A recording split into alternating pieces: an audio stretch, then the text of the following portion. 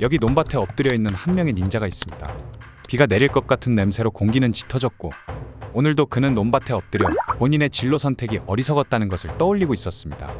지늘기 스며들어야 하지 말아야 할 곳에 스며드는 날, 차라리 이보다 돈벌이가 적더라도 마음 편한 벼농사의 세계로 들어가야 하지 않았을까 하는 생각이 들었습니다. 그의 이름은 키도 소류, 이가라고 불리던 지방의 하급 닌자였습니다. 우리가 대중매체에서 흔히 접하던 닌자는 초자연적인 인수를 사용하며 온몸에서 슈리켄과 각종 암기들을 뿜어대며 단신으로 일당백의 기세를 뽐내며 다수를 베어 넘긴다던가, 때로는 긴 하루를 끝낸 후 근사한 다다미 방구석에 틀어앉아 따끈한 사케 한 잔에 목을 축이며 비밀스러운 삶의 고민을 씻어 넘기는 고독한 어둠의 암살자로 묘사됩니다. 당연하겠지만 그들이 입던 코스튬과 복면들을 비롯한 이 모든 것들은 전부 후대에 지어낸 판타지입니다. 그들은 무력 집단이라기보다는 일정에 가까웠고 주 업무는 암살이나 파괴 공작이 아닌 정보 수집이 가장 큰 임무였으며, 때문에 개개인의 뛰어난 무력 이전에 현지 주민들 사이에 자연스럽게 녹아들 수 있는 커뮤니케이션과 친화력이 매우 중요했습니다. 만약 암살이나 파괴 공작과 같은 극히 위험한 임무를 수행할 때는 특별한 1급 기밀로서 직접 처리해야 할 사유가 없는 이상 자신들이 직접 하는 경우는 드물었고, 현지의 주민들이나 도적 관리 등을 매수하여 실행을 하는 것이 일반적이었습니다. 이를 현대의 대한민국으로 치환해보자면 규모와 사이즈만 다를 뿐 국가정보원의 블랙 요원이나 그레이 요원들이 하는 업무 그 자체라고 볼 수가 있습니다. 때문에 현실의 닌자란 어느 나라 어느 시대에나 있던 평범한 첩보원이라고 볼 수가 있습니다. 다만 전국시대의 일본의 경우는 한 지역의 토착 세력으로 군림할 정도로 그 집단의 영향력이 컸다는 점이 특이한 부분인데, 중앙정부가 유명무실해지며 다이묘라고 불리던 지방 정권의 힘이 막강했던 그 특유의 정치체계로 인하여 오랜 기간 동안 지방 세력으로서 성장할 수 있던 것이죠. 현재 일본 미에현에 위치한 이가 지역은 당시에는 험준한 산악지형과 울창한 숲, 암석 토양으로 특징 지을 수가 있으며, 이런 지형은 대규모 농업을 어렵게 만들었고 소규모 농업과 계단식 논으로 제한이 될 수밖에 없었습니다. 뿐만 아니라 토양 조건 또한 바위가 많으며 비옥하지 않았고, 심지어 얼마 안 되는 평야 지역은 수시로 범람이 되던 관계로 주민들의 생존에 큰 영향을 미쳤지요. 그러나 바꿔 말하자면 험준한 지형이 특징이기 때문에 자연적으로 천연 요새화되어 있어 대규모 군대가 접근하기가 어려우며, 이러한 고립된 지역 주민들은 독특한 기술과 관행을 개발하는 데 도움이 될 수가 있다는 이야기인 것입니다. 때문에 이곳의 주민들은 생존을 위하여 농사가 아닌 다른 대안을 찾게 되었습니다. 마침 기나긴 전국시대 동안 일본은 끊임없는 전쟁과 하극상의 반복으로 정치적 불안정에 직면해 있었고, 주변의 유력한 다이묘들과 계약하여 첩보 서비스를 제공하는 방법을 찾아낸 것입니다. 이는 비단 이가 지역뿐만 아니라 그와 비슷한 환경을 가졌던 다른 지역에서도 자연스럽게 생겨난 현상이기도 합니다. 또한 이 지역은 강력한 다이묘가 아닌 지역의 시족에 의해 통치가 되었습니다. 상대적으로 자율적이고 자급자족하는 공동체 구조를 이루었습니다. 이러한 자치성의 보장으로 인하여 외부의 간섭 없이도 고유한 기술을 개발하고 보존할 수 있었지요. 닌자의 계급은 그 체계가 독특하면서도 매우 간단명료하였습니다. 이들은 상급 닌자인 조닌과 중급 닌자인 춘인, 하급 닌자인 개닌으로 나뉘었는데, 상급 닌자는 특정 가문의 시족의 인물들이 주로 맡았으며 작전을 계획하며 전략적 결정을 내리고 다이묘와 직접 협상이 가능한 시족의 대표자급의 최고위 닌자였습니다. 때문에 이들은 그들의 집단에서 두령이나 상당한 권위와 책임을 가진 몇 사람뿐으로 한정되었습니다. 중급 닌자는 상급 닌자가 계획한 전략적 명령을 하달받아 하급 닌자의 활동을 감독하며 작전을 지휘하는 역할을 하였습니다. 다만 이들도 이름만 중급일 뿐이지 닌자 사회에서는 상당한 고위층이었기에 그 수가 매우 한정적이었고, 하급 닌자가 중급 닌자가 되기란 매우 어려웠지요. 우리가 매체에서 흔히 접하였던 직접 작전 수행을 하는 닌자들은 하급 닌자에 해당하는 개닌이었습니다. 실질적으로 이들이 임무를 직접 실행하는 주역이었죠. 그렇다면 그들이 실제로 사용하던 인술이라는 것은 과연 어떤 것이었을까요? 물론 전투기술도 있었습니다. 하지만 전투기술만을 집중적으로 심도 있게 배우지는 않았습니다. 왜냐하면 닌자들에게 있어서 전투기술이란 자신의 정체가 발각되었을 때와 같은 최악의 상황에서 사용하는 최후의 수단과 같은 것이었기 때문이었지요. 어차피 전문 전투 집단인 사무라이들과 싸워봐야 이길 가능성도 적을 뿐더러 이겼다 해도 이것은 스포츠 게임이나 승부의 세계 같은 것도 아니고 얻을 것은 하나도 없었으며, 오히려 앞으로의 임무 수행에 있어 마이너스였던 의미 없는 행위였기 때문입니다.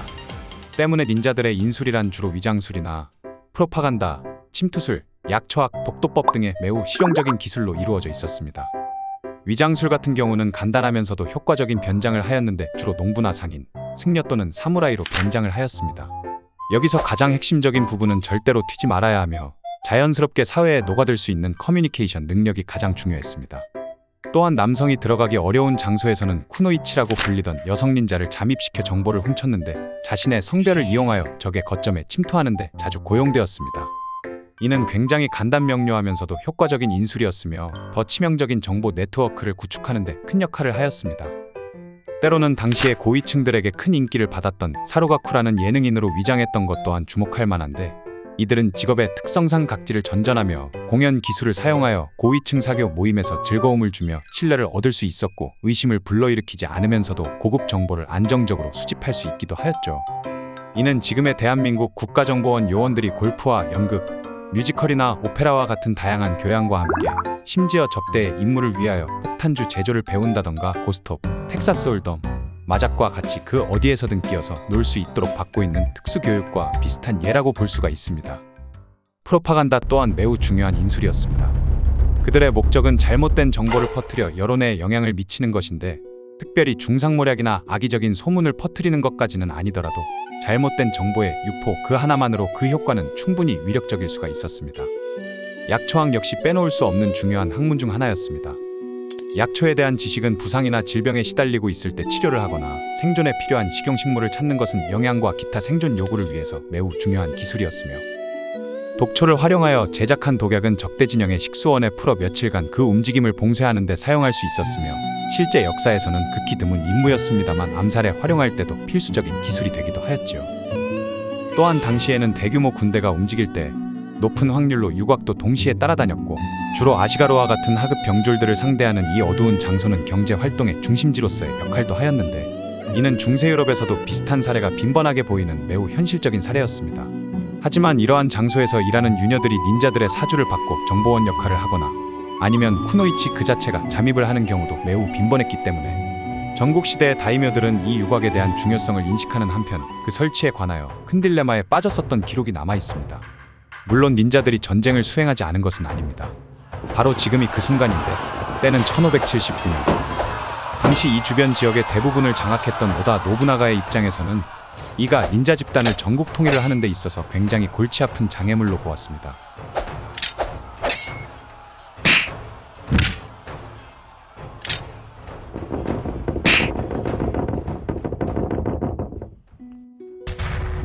왜냐하면 이가류 닌자와 함께 일본에서 가장 유명한 닌자 집단 중 하나인 코가류 닌자는 이미 노부나가에게 충성맹세를 하고 독점적 장기적인 계약을 맺었던 정황이 연구된 반면, 이간 닌자들은 여전히 독립적인 토착 세력이었으며 외부의 통제에 저항을 하는 경향이 강했기 때문이죠. 이들은 보수만 충분하다면 그 어떤 곳에서도 자신들의 서비스를 제공하였는데, 이는 현재 적대 진영에 속한 곳에서도 닌자 파견을 요청하면 양측에 동시에 파견을 하기도 하였다는 이야기입니다.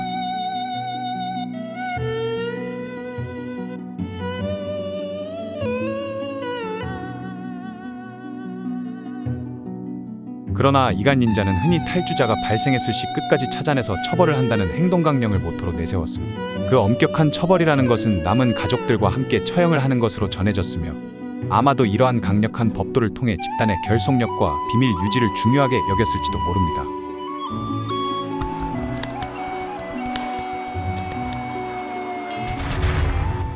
그러나 실제로 닌자는 상상도 못할 정도로 바쁜 업무의 연속이었기 때문에 돈이 안 되는 이러한 임무를 한 명이나 두 명을 위해 할 여유까지는 없어서 방치를 하였다는 설도 있습니다. 그것이 진실인지 알 수 없지만 말이지요.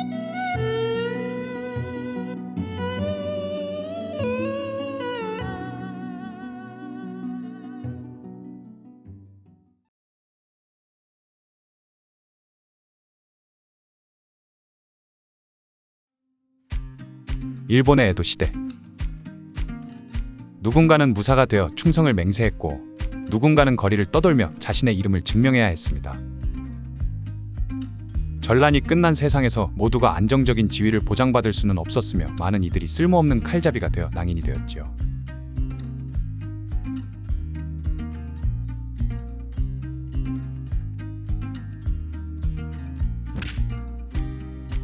이런 사람들을 받아주던 곳들 중 하나가 검술 도장이기도 했습니다.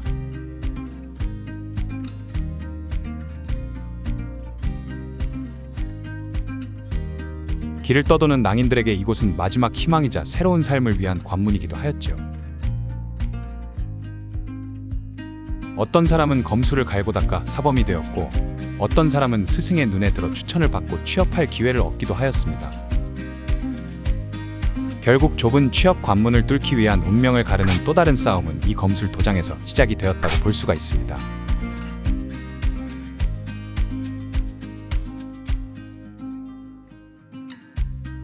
그렇다면 에도시대 검술 도장의 무사 수행자들의 삶은 과연 어땠을까요?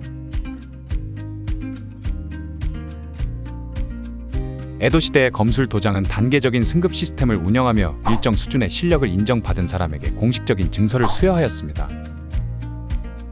물론 도장과 유파에 따라 세부 승급 시스템은 그 차이가 조금씩 있습니다만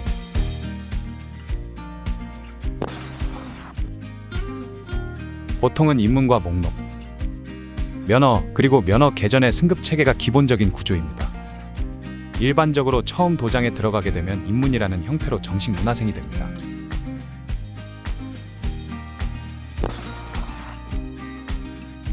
이때는 기본 자세와 보법을 배우는 기초적인 단계를 습득하면서 도장의 규율을 익히는 단계라고 볼 수가 있습니다. 주로 도장의 막내의 역할을 도맡고 잡일을 담당하는 역할이기도 하죠. 도장의 청소는 물론이며 스승과 선배 문화생들의 연습용 장비를 정리하는 것이 주 업무였지요. 도장마다 다르지만 이 입문 단계는 상당히 길었으며 매우 고된 생활이었다고 전해집니다.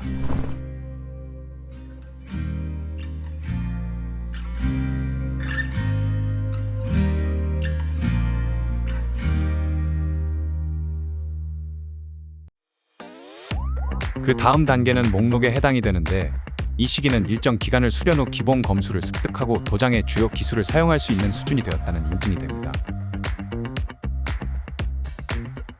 이때부터 초급 문화생에서 정식 검객으로 인정이 되는 단계라고 볼 수가 있죠.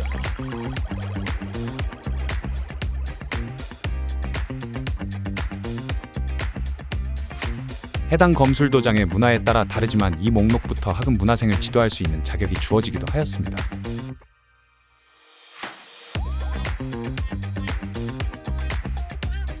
어째서 목록이라고 불리게 되었냐면 당시에는 수련자가 배운 내용과 습득한 기술을 카탈로그 형태로 정리하여 증서의 형태로 수여했기 때문이라고 전해집니다.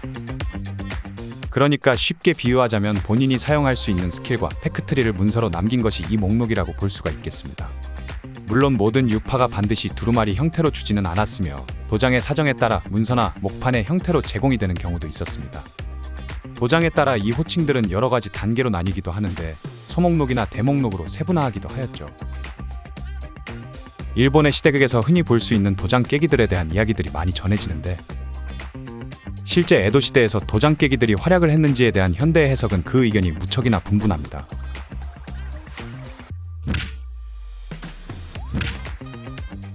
그러나 이토 이토사이를 비롯한 수많은 역사 속 거모들이 여러 장소를 찾아다니며 싸움을 벌이고 자신의 유파를 널리 알렸다는 것은 너무나도 유명한 사례이기도 하죠.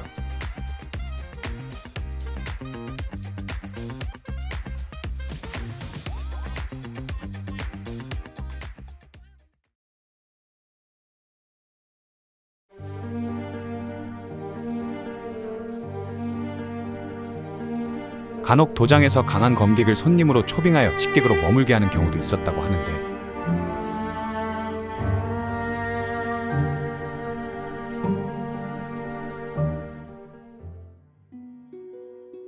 이것은 도장의 명예를 지키고 경쟁력을 높이는 전략으로 애용이 되었다고 추측이 됩니다.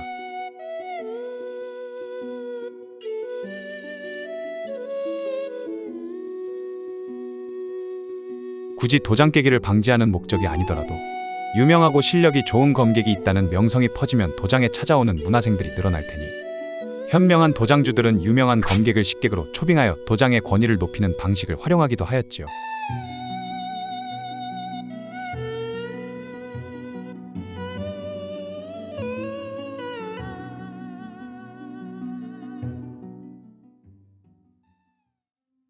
그 다음 단계는 면허입니다.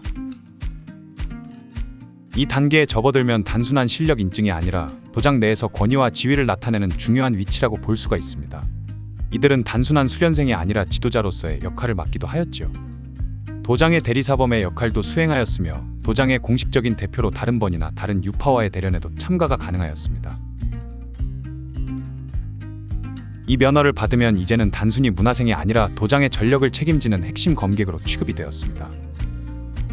또한 일부 도장에서는 이 면허를 받은 사람만이 도장에서 전해져 내려오는 필살기인 비전을 배울 수 있는 자격이 주어지기도 하였죠.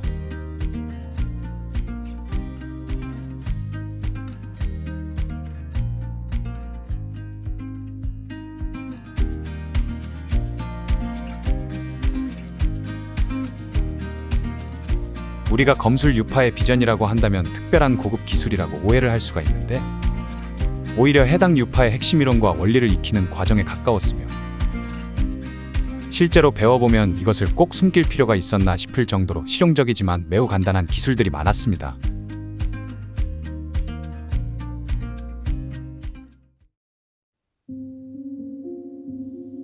에도 시대의 검술 도장들은 생존을 위한 경쟁 속에서 끊임없이 운영이 되었습니다. 마지막 단계는 면허개전의 단계로 검술도장 내에서 최상급의 위치에 올라섰으며 해당 유파의 모든 기술을 전수받은 자라고 볼 수가 있습니다.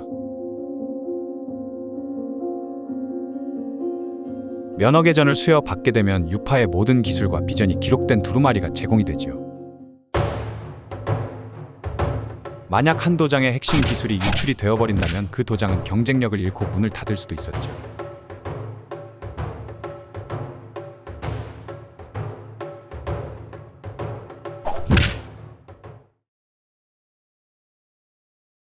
이러한 기술들은 보안이 생명이었기 때문에 절대로 이 기술을 유출할 수 없도록 맹세하는 규율이 존재하였고, 특정 문화생에게만 비전을 전수하는 전통이 생긴 것이라고 볼 수 있습니다.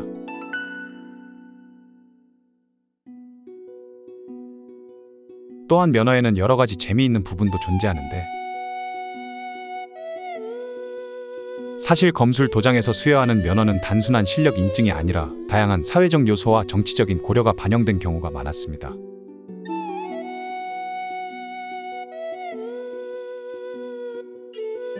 대표적인 것이 의리 면허로 해당 도장의 스폰서나 상류층 인사에게 사교적인 이유로 주는 면허입니다. 어느 시대 어느 나라가 다들 그렇겠지만, 이 에도 시대에도 돈에는 장사가 없던 관계로 당연히 도장에 막대한 금액을 후원한 대가로 얻은 면허도 있었습니다. 그러니까 한마디로 후원해 주셔서 감사합니다 라는 의미였으며, 이는 검술의 실력과 무관한 경우도 많았죠.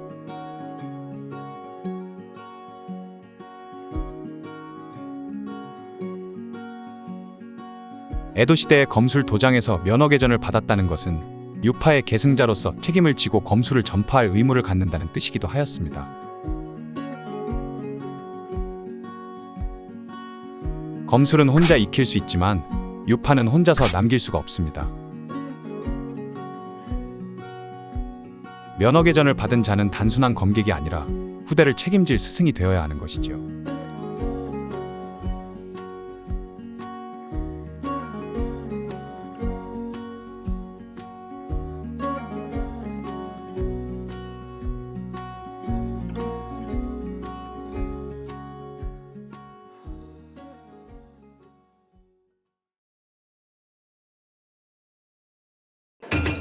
기나긴 전국시대가 끝나고 일본의 사회는 점차 안정을 찾아가고 있었습니다.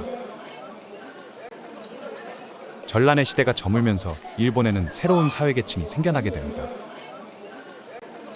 과연 그것은 무엇일까요?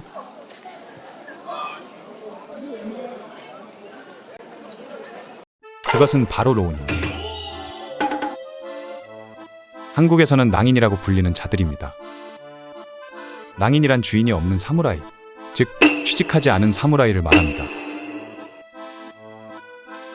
전국시대 시기에는 만성적인 전쟁 때문에 사무라이의 재취업 기회는 많았지만, 전란이 끝난 지금 시대가 완전히 달라졌습니다. 1603년 일본 오사카. 지금부터 그들의 힘겨운 투쟁이 시작됩니다.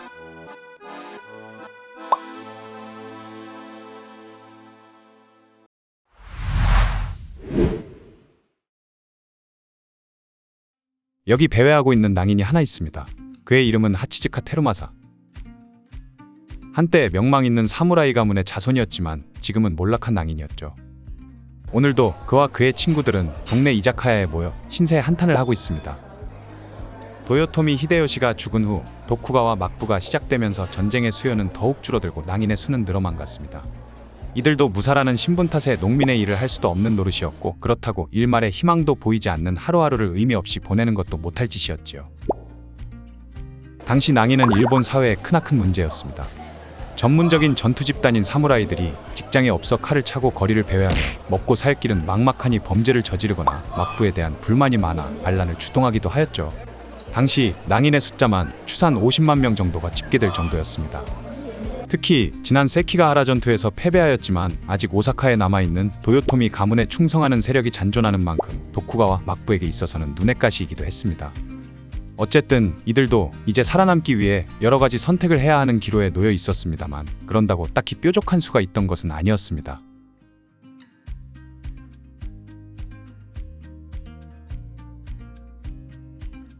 낭인이 되는 이유는 그야말로 다양했었습니다.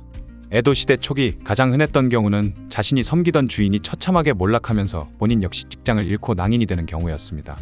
특히 세키가하라 전투 이후 도쿠가와 막부에 의해 신 도요토미 가문의 성향이 있는 다이묘들의 상당수는 영지를 몰수당하는 개혁 조치를 당하고 가신들이 거리를 내앉게 되는 경우가 많았습니다.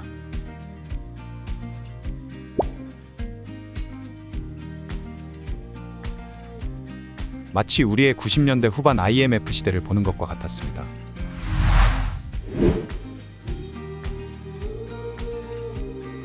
낭인들의 삶은 그다지 알려지지 않았지만 다양한 방법으로 생계를 이어가며 살아가고 있었습니다. 검술에 자신이 있는 자는 도장에 입문하여 수련을 하고 가르치면서 생계를 이어가며 유명 가문의 추천을 받거나 도장의 경영을 배우고 독립을 하는 것이 보통이었습니다. 어느 정도의 관원이 모이면 생활은 가능했지요. 여기서 경영에 재능이 있었다면 큰 도장의 주인이 되어 프랜차이즈를 경영하며 보통의 무가보다 풍족한 생활을 누릴 수도 있었습니다. 낭인들은 수입이 일정치 않았기 때문에 다양한 아르바이트도 하였습니다. 요진보라고 불리는 것이 있었습니다. 요진보란 현대의 경비원이나 보디가드라고 말할 수 있습니다. 발군의 실력까지 가지 않더라도 타인보다 뛰어난 그럭저럭 괜찮은 검의 솜씨가 있다면 부유한 상인이나 지주에게 고용이 됩니다. 당시엔 비상시에 지금의 파출소와 같은 봉행소까지 연락을 할 길이 막막했기 때문에 요진보를 고용하는 편이 훨씬 선호되었기 때문이지요. 낭인에게 있어서도 무사로서의 체면을 그나마 지키면서 할 수 있는 일인 요진보는 꽤 선호되는 일이었습니다. 또한 에도 시대에는 사회 경제가 발달함에 따라 민간에서도 문서와 사무의 필요성이 높아지는 시대였습니다. 하지만 당시에는 문맹률이 높아서 고등교육을 받고 있는 사람은 승려, 즉 절간의 스님 정도가 일반적이었죠. 마을의 회관, 상가, 사원 등에서는 인재의 수요가 있었고 한자를 쓰고 읽을 수 있는 교양이 있는 무사층은 아무래도 취직에 유리하였습니다. 또한 이와 함께 글을 읽고 쓸 줄 아는 낭인은 테라코야라고 불리는 우리나라의 서당 같은 기관을 열기도 하였습니다. 에도 시대 초기에는 교사 면허에 해당하는 제도가 없었기에 글을 읽고 쓰기만 할 수 있으면 스승이 될 수 있었기에 교양이 있는 낭인에게 적합한 직업이었습니다. 무사의 신분을 버리고 서민의 길을 택하는 경우도 있었습니다. 당시의 일본은 엄격한 산업공상의 신분사회였고 무사의 신분을 버리지 않으면 농공상의 일은 할 수가 없었습니다. 에도 중기에 들어가면 사관을 하고 있는 무사라도 낮은 녹봉으로 경제적으로 괴로운데 낭인이라면 이건 뭐 답이 안 나오는 수준입니다. 무사라고 하는 것은 신분은 높지만 수입은 낮은 경우가 비일비재했기 때문입니다.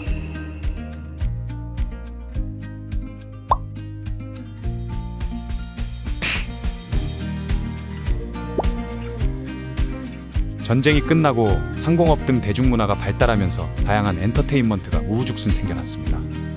가부키, 공중목욕탕, 우키요에, 도박장 등등 말이지요. 때문에 이런 산업이 발달하면서 자연스럽게 범죄 조직이 생겨났고 살인기술 말고는 내세울 것이 없던 비뚤어진 사무라이들은 제대로 된 복록을 받는 것은 꿈도 못 꿀 형편으로 전락했기에 전쟁에서 배운 각종 살인 기술들을 바탕으로 폭력 조직과 결탁하는 경우도 많았습니다. 우리가 아는 야쿠자의 시초이기도 합니다.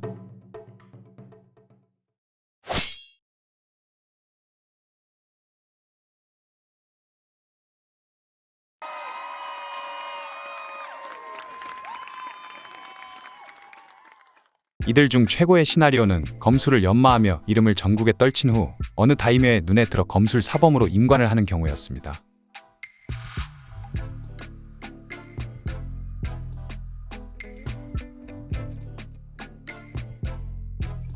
수입은 각각 차이가 있었지만 무려 500석. 감이 오지 않는 수치지만 이 500석이라고 하는 것은 쌀을 500석 취할 수 있는 영지를 가지고 있었다고 하는 것입니다. 인구 500명 정도의 마을 하나입니다. 500석의 무사가 되면 두세 명의 학은 무사와 하인, 하녀 10명을 거느리며 거기에 플러스로 말 한 마리를 기를 수가 있었습니다. 그렇게만 된다면 무사들 중에서도 상타치의 부류가 됩니다. 때문에 많은 낭인들이 인생 역전의 기회를 노리며 바늘구멍 같은 대기업 취업의 길을 모색했죠. 흡사, 신림동 고시촌에 모여 고시를 준비하는 사람들 같은 느낌입니다. 한국에도 고시 낭인이라는 말이 있는데 바로 일본의 낭인이라는 말에서 유래된 말이기도 합니다.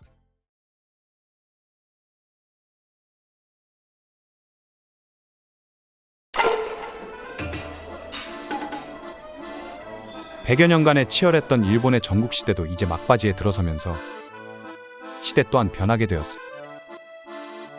수많은 가문들이 사라져갔고 그들을 섬기던 사무라이들 또한 거리에 내앉게 되었던 것이죠. 시간이 지남에 따라 일본에서의 론인의 삶은 계속해서 진화하고 변화하는 환경. 일부는 다양한 방법을 통해 성공과 안정을 찾았지만 다른 일부는 계속되는 투쟁과 불확실성에 직면했지요. 이제 하치지카 테루마사와 그의 친구들의 이야기도 막을 내립니다. 그들은 수많은 도전과 고난, 때로는 절망의 순간이 있었을지도 모르지만 그 시대의 다른 사람들과 마찬가지로 시대의 탄력성과 정신에 대한 증거가 되었습니다. 그들의 유산은 뜨거운 삶을 살았던 다양한 인간 군상들의 역사의 본질과 시련의 시대에도 나타날 수 있는 불굴의 인간 정신을 상기시켜줍니다.